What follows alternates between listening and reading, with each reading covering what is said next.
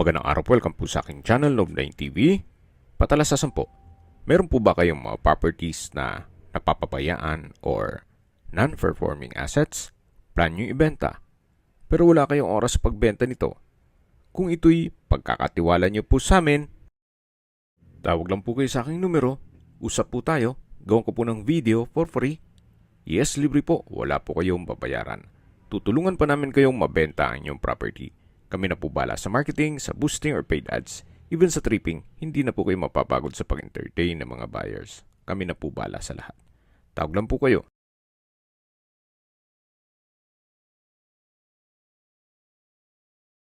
Nandito po tayo ngayon sa isang exclusive subdivision dito sa Las Piñas City. Ito pong bagong video presentation natin ay isang fully furnished na house lot. May lot area po ito na 456 square meters. Ang floor area is 400 square meters more or less. Ito po ay titulado, buhay po ang may-ari, kaya wala po kayong maging problema sa documentation o sa transfer ng title. May 5 bedrooms, 5 full bathrooms, powder room, kitchen, pantry, at 2 covered car garage. Lahat pong furnitures ay imported. Well-maintained po itong property, kaya ready for occupancy. Pasok po tayo dito sa pedestrian gate. Naka-landscape na rin po. May ilang mga ornamental plants at yan po yung facade. Meron pong glass wall and window. May brickstone design hanggang dun sa dulo. Yan po yung garahe. Nakakasya dalawang SUV. Dito po sa may main door ay naka-brickstone design at meron din pong vintage pendant chandelier. Ito po yung massive main door or gigantic door or enormous entrance door. Samahan niyo po ako. Pasok po tayo. Ito po yung foyer. At meron pong customized glass window. Yan po yung side ng garahe. Naka-ceiling cove design, may pin lamps. At dito naman po yung living area o salas. Lahat pong kagamitan na makikita nyo ay kasama po yan. Pero po sa personal stuff ni owner. May chandelier. May glass wall and window na nag-serve as natural sunlight. Napaganda ng wooden center table. Then meron din pong indoor plant. Premium tiles po ang ginamit dito sa flooring. At ito naman po yung spiral staircase na may wooden steps at metal railing. Meron din pong Libarg Italian style gilt wood mirror na kung saan 50 inches by 28 inches po yan. At nasa $628 din po ang presyo. Ito naman po yung powder room. Maganda disenyo. Naka-tile bathroom wall.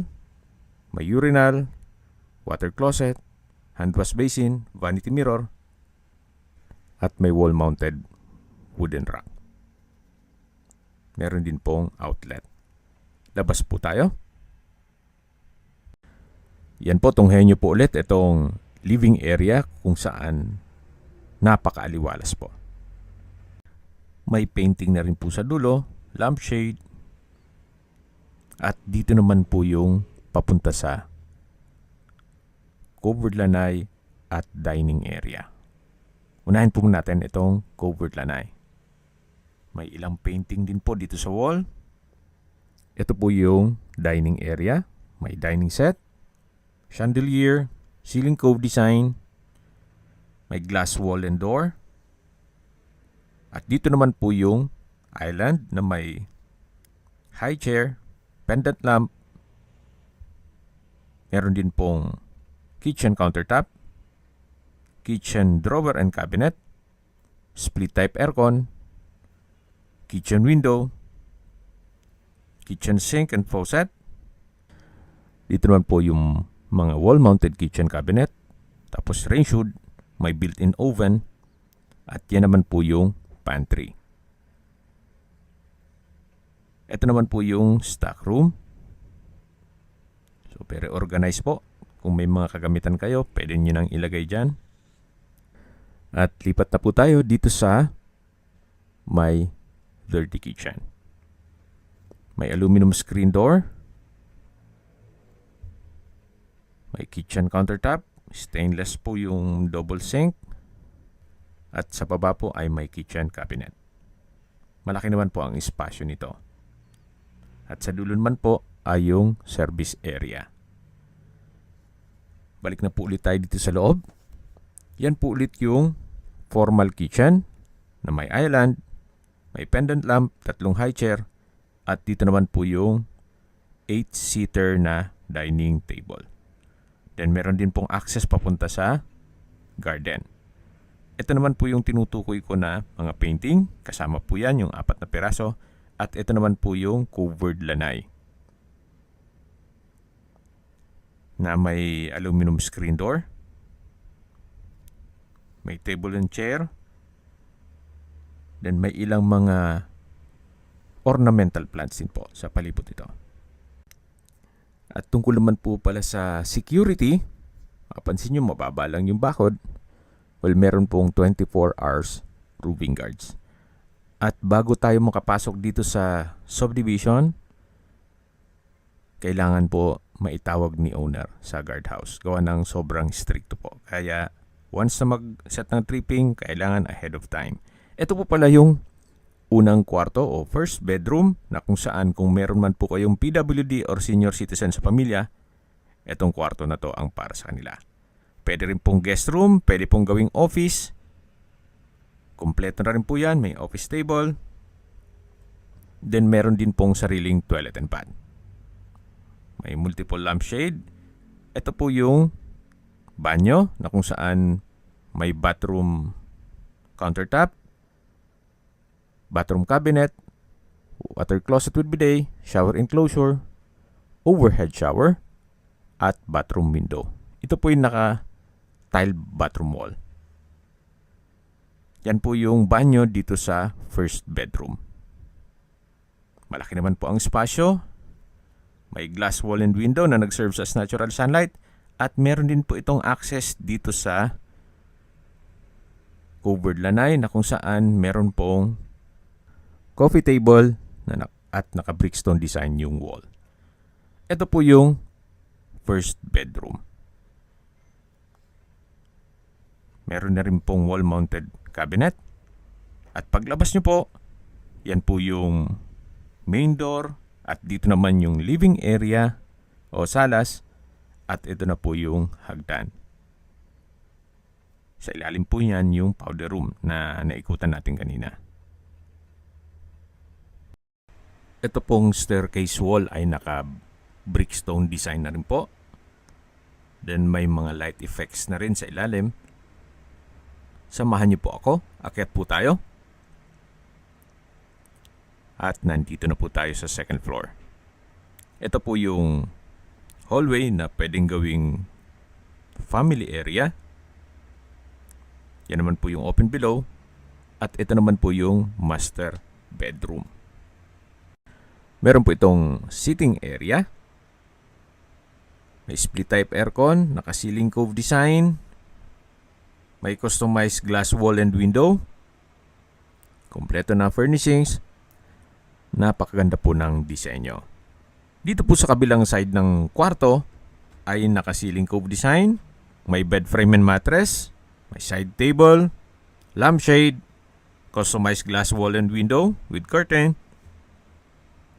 At meron din po itong sariling walk-in closet at toilet and bath na napaka-spacious po niya. May urinal. From floor to ceiling po ang tile bathroom wall. May water closet with bidet. Bathtub. Couple hand wash basin. At may shower enclosure. Ito naman po yung wardrobe. Hanggang sa dulo po yan. At meron din pong multiple shelves. Dito naman po ay may drawer. Ito po yung walk-in closet at toilet and bath ng master bedroom. Napakaganda po. at napakaaliwalas. Tunghayin niyo po ulit. At lalabas na po tayo para check natin yung ibang parte nitong bahay. Ito po yung hallway at dito naman po yung open below. May modern chandelier with multiple pendant lights with conical or bell-shaped shades. Ito pong glass wall and window. Hanggang dito po sa taas, nag-serves din na as natural sunlight dito sa second floor. Yan po yung staircase. At dito naman po yung hallway papunta sa ibang kwarto. Ito po yung third bedroom. Kompleto na rin po. May bed frame and mattress, split type aircon, may table and chair, drawer, wardrobe, at may sariling toilet and bath. Meron din po itong access papunta sa balkonahe na may coffee table. Check mo natin itong toilet and bath. May bathroom cabinet, vanity mirror, hand wash basin, water closet with bidet, shower enclosure, overhead shower. From floor to ceiling po ang tile bathroom wall at may bathroom window. Ito po yung third bathroom sa third bedroom. Sa dulo po ay yung wardrobe at ito'y naka-ceiling cove design. Ito naman po yung access door papunta dito sa balkonahe. Ito po yung sa taas ng pasad na kung saan mayroon pong balkonahe. Yan po, tunghayin niyo po ulit itong third bedroom. At lalabas ulit tayo para silipin natin yung kabilang kwarto. Yan po ulit yung hallway papunta sa master bedroom at pababa dun sa staircase. Ito naman po yung fourth bedroom. Napakaliwalas din po gawa ng meron pong customized glass window. Meron na rin pong split type aircon, tile flooring, may wardrobe, at meron din po itong sariling toilet and bath. Halos same design lang din po nung mga naunang banyo. May water closet with bidet, hand wash basin, vanity mirror, at shower enclosure. Meron din po itong access papunta sa balkonahe. Napaganda po ng disenyo. May curtain na rin po. Then may office table, bed frame and mattress. Malaki din po ang espasyo niya. At dito naman po sa kabila ay yung fifth bedroom. Malaki din ang espasyo, may split type aircon, customized glass window, may dalawang single bed, then meron din pong table, office table and drawer, may wardrobe, may TV na rin po siya, at may sariling toilet and bath. Hand wash basin, vanity mirror, bathroom cabinet, water closet with bidet, shower enclosure, tile bathroom wall, bathroom window. So wala na po kayong papagawa dyan. Maayos na paayos po. Yan po yung fifth bedroom. Labas na po tayo. At balik po ulit tayo dito sa hallway. Mula po dito matatanaw yung open below. At yan po yung master bedroom. At ito naman po yung hagdan. At habang pababa po tayo, pag-usapan na natin ang distance, location at travel time. Mula po sa Alabang, ang distance is 6.6 kilometers at ang travel time is 10 minutes. Mula naman po sa Villar City, ang distance is 5.1 kilometers at ang travel time is 9 minutes. Mula naman po sa Tagaytay, ang distance is 43.1 kilometers at ang travel time is 1 hour and 1 minute. Kung papunta naman po kayo sa Makati o BGC, ang distance is 26 kilometers at ang travel time is 42 minutes via Skyway. At mula naman po sa Manila o sa airport, ang distance is 24.2 kilometers at ang travel time is 34 minutes. Okay, ikot po tayo dito. Dito po sa harapan ay may setback at yan naman po yung covered lanay nung unang kwarto. Yung na-present ko na sa inyo kanina. At dito naman po ay may mga ornamental plants, may concrete pathway. Papunta naman ito sa malaking covered lanay. Yan po yung mga motor ng split type aircon. At dito naman po yung living area. Ito na po yung tinutukoy ko sa inyo. Yung covered lanay. Then sa dulo ay may garden. Papunta naman sa kusina. Yan naman po yung papunta sa dining area. At dito naman po ay may garden, may mga ornamental plants, at ito po yung glass door and wall na papunta naman sa dining area. Then, ito po yung likod ng bahay. Meron pong pathway at setback. Napapunta naman ito sa dirty kitchen at service area. Ito po yung inikutan natin kanina. Then, diretso na po yan papunta sa garahe. Ito naman po yung papunta sa formal kitchen. Ito po yung toilet and bath dito sa labas ng bahay para sa mga kasamahan natin dito sa maid's room. Ito naman po yung garahe. Ayan po, sa mga nag-skip po ng video, summarize ko lang po, ito pong property ay nasa Las Piñas City sa isang exclusive subdivision na kompleto rin po ang amenities at meron din pong 24 hours security.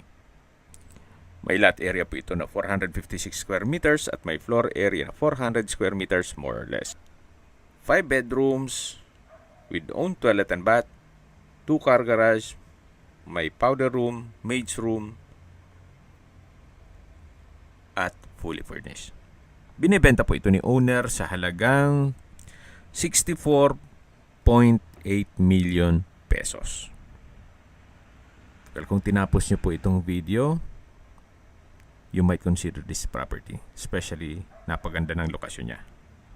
Kung may mga katanungan po kayo, tawag lang po kayo sa aking numero. At sa mga kababayan naman natin na sa ibang bansa, meron po akong WhatsApp, Viber, Telegram, Signal, at same number lang po. 0917-316-3399.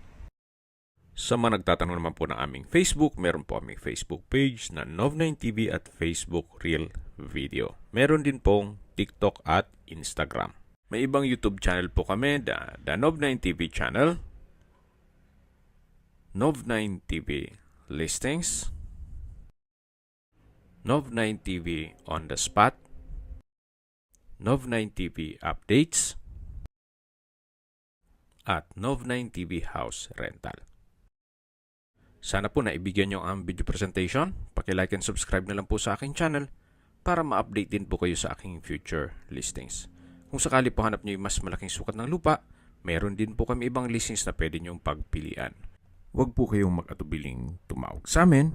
Then, let us know your budget para malaman namin kung anong property pwede naming ilog sa inyo. Sa lahat pong viewers, subscriber at nagtiwala po sa amin, salamat po sa suporta.